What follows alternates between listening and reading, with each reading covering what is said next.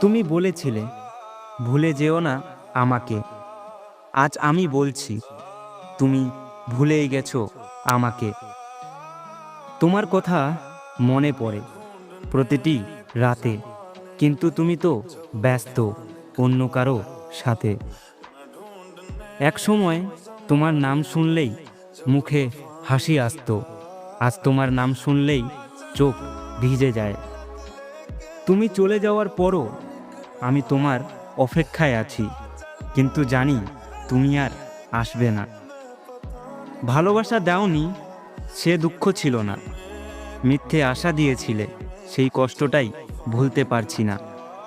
তুমি চলে গেলে কষ্ট পেলাম না, কিন্তু ভুলে গেলে সেই কষ্টটা আজও ভুলতে পারলাম না।